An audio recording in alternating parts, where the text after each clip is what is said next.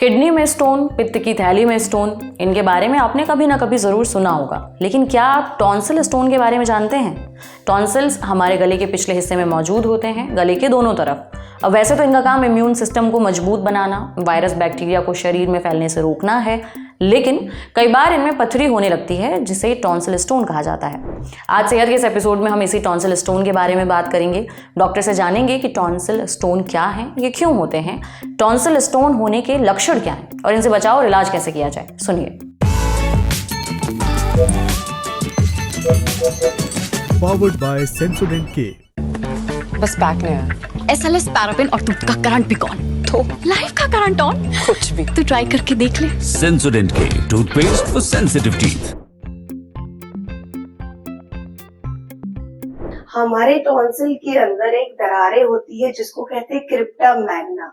जब हमारे food particles है, जो भी हम खाना खाते हैं, बैक्टीरिया और म्यूकस, बल्गम और डेब्री, ये सब चीजें जब इकट्ठा होती है क्रिप्टा मैग्ना में और फंस जाती है, लंबे समय तक ये यहीं पे फंसी हुई रहती है, तो इसमें कैल्सिफिकेशन होता है और फिर कड़क होके स्टोन बन जाता है। इसे कहते हैं टॉन्सिलोलीथ।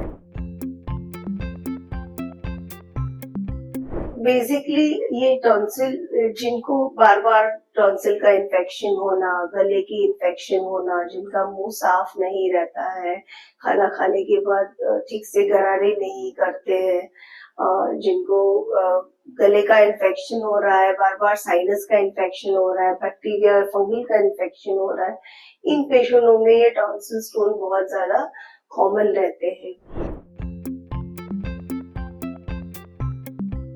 तो जिन पेशेंटों को ये टॉन्सिल स्टोन होते हैं, इनमें हम देखते हैं कि इनको हमेशा गले में दर्द रहना, गले में जलन रहना, फॉरेन बॉडी सेंसेशन जैसे कि गले में खराश रहना, इन लोगों को के टॉन्सिल्स काफी बड़े बड़े मोटे मोटे फूले हुए रहते हैं, इनकी क्रिप्टा जो रहती है, दरारें, ये भी बड़ी बड़ी मोटी सी रहती है।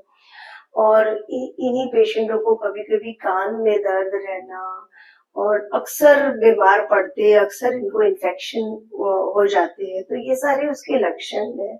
इनकी जो सांस रहती है ये बदबूदार होती है, फाउल ब्रेथ रहती है इन लोगों को। इन्हीं पेशेंटों में हम कभी कभी देखते हैं कि जब ये मुंह खोलते हैं तो इनके टॉन्सिल में से एक सफेद और पीला रंग का मवाद जैसा बाहर आता है, पूरा पस जैसा टॉन्सिल में से बाहर आता है। सो ये सारी चीजें बहुत कॉमन पाई जाती है टॉन्सिलोलीथ के पेशेंट में। बार बार गार्गल करते रहिए, मुंह को साफ रखते रहिए, ढेर सारा पानी पीजिए। Adequate hydration is very important, क्योंकि गार्गलिंग और एडिक्वेट हाइड्रेशन ये टॉन्सिल में जो चीजें फंसी हुई है इसको वॉश आउट करती रहेगी। तो gargling is very very important. End of course adequate hydration से भी मुंह साफ होता रहेगा, गला साफ होता रहेगा, क्लियर आउट होता रहेगा। तो इसलिए ये बहुत ज्यादा इम्पोर्टेंट है। फिर अब इन पेशेंटों को अगर दर्द हो रहा है तो हम दर्द के लिए पेन किलर्स दे देते हैं, इन्फेक्शन के लिए एंटीबायोटिक देते हैं। और इसके अलावा कभी कभी हमें लेजर सर्जिकल ऑप्शंस में हमें लेजर क्रिप्टोलाइसिस या गॉबलेटर असिस्टेड क्रिप्टोलाइसिस करना पड़ता है, और उस तरह से हम स्टोन्स को निकालते हैं, थोड़े इसकी दरारों को, टॉन्सिल की दरारों को कम करके, और उसमें से स्टोन निकाल देते हैं। जब पेशेंट की दिक्कत बहुत ज्यादा बढ़ जाती है तो इन पेशेंटों को कभी कभी टॉन्सिलेक्टोमी की सर्जरी की भी जरूरत पड़ सकती है। डॉक्टर बासु आई केयर सेंटर, एक्सेलेंस इन आयुर्वेदिक विजन केयर। अगर आपको टॉन्सिल स्टोन से जुड़े लक्षण दिख रहे हैं तो डॉक्टर को दिखाकर जांच जरूर कराएं, ताकि टाइम से इलाज हो सके और कॉम्प्लिकेशन से बचा जा सके। अब बढ़ते हैं सेहत के अगले सेगमेंट की तरफ, तन की बात। क्या मुहासे ठीक करने के लिए चेहरे पर नींबू का रस लगाना चाहिए? जानिए डॉक्टर ने क्या कहा।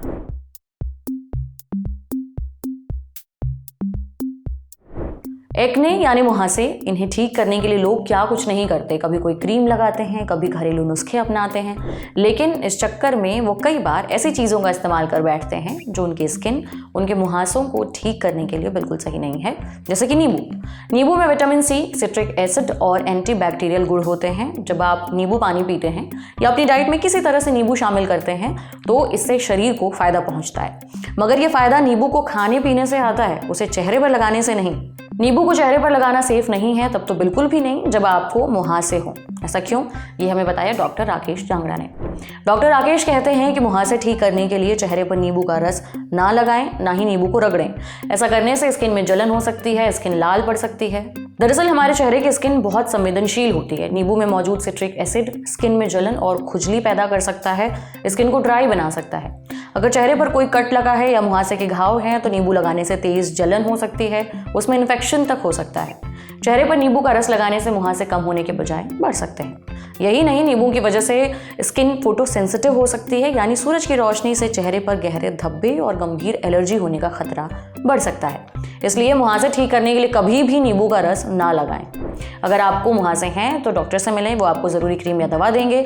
देखिए, डॉक्टर की सलाह के बिना चेहरे पर कोई प्रोडक्ट इस्तेमाल ना करें, साथ ही मुहासों को नोचे नहीं, वरना स्किन पर गहरे निशान पड़ सकते हैं। समझे? अब आ रही है सेहत के आखिरी सेगमेंट की खुराक, यानी एक झक्कास सी हेल्थ टिप। मैग्नीज और मैग्नीशियम को एक ही समझते हैं। दोनों का नाम भले मिलता जुलता हो, लेकिन इनके काम बिल्कुल अलग हैं। मैग्नीज और मैग्नीशियम, ये नाम इतने मिलते जुलते हैं कि अक्सर लोग दोनों को एक ही चीज़ समझ लेते हैं, जबकि दोनों एक नहीं हैं। इनमें बड़ा फ़र्क है। क्या है मैग्नीज और मैग्नीशियम के बीच का फ़र्क, ये हमें बताया डॉक्टर अनु अग्रवाल ने। डॉक्टर अनु कहती हैं कि मैग्नीज और मैग्नीशियम दोनों मिनरल्स हैं। इनके बीच सबसे पहला फ़र्क मात्रा का है। मैग्नीज एक ट्रेस मिनरल है, यानी शरीर के लिए इसकी थोड़ी मात्रा ही काफ़ी होती है। हमें हर दिन 1.8 से 2.3 मिलीग्राम मैग्नीज की ज़रूरत होती है। वहीं मैग्नीशियम एक मैक्रो मिनरल है, यानी शरीर को इसकी ज़्यादा मात्रा चाहिए। हमारी डाइट में हर दिन 310 से 420 मिलीग्राम मैग्नीशियम होना ही चाहिए। इसी तरह शरीर में दोनों का काम भी अलग अलग है। पहले बात मैग्नीज की। मैग्नीज कुछ खास एंजाइम्स को सक्रिय करने में मदद करता है। देखिए, एंजाइम एक तरह के प्रोटीन है जो सेल्स के भीतर पाए जाते हैं। जैसे ये हड्डियों के निर्माण के लिए ज़रूरी एंजाइम्स को एक्टिव करता है, जिससे हड्डियां मजबूत बनती हैं। ये घाव भरने, सेल्स को नुकसान से बचाने और मेटाबॉलिज्म सही रखने के लिए भी ज़रूरी है। मैग्नीज खाने से मिलने वाले ग्लूकोज को तोड़ने में भी भूमिका निभाता है, जिससे शरीर को एनर्जी मिलती है। इसके अलावा मैग्नीज थायराइड हार्मोन के संतुलन में मदद करता है। ये डाइजेस्टिव एंजाइम्स को भी सक्रिय करता है। ये एंजाइम्स खाना पचाने और पाचन तंत्र को मजबूत रखने में मदद करते हैं। अब बात मैग्नीशियम की। ये मांसपेशियों और हड्डियों को मजबूत बनाने के लिए ज़रूरी है। अगर पर्याप्त मैग्नीशियम ना मिले तो मांसपेशियां, हड्डियां कमज़ोर हो जाती हैं। साथ ही ये नर्व्स के ठीक से काम करने में मदद करता है। ब्लड प्रेशर कंट्रोल करने में भी सहायक होता है, जिससे दिल की सेहत सुधरती है। मैग्नीशियम से भरपूर चीज़ें खाने से इम्यून सिस्टम मजबूत रहता है। इंसुलिन फंक्शन सुधरता है, जिससे डायबिटीज़ का खतरा कम हो सकता है। शरीर में विटामिन डी सही से एब्जॉर्ब हो, इसके लिए भी मैग्नीशियम की ज़रूरत होती है।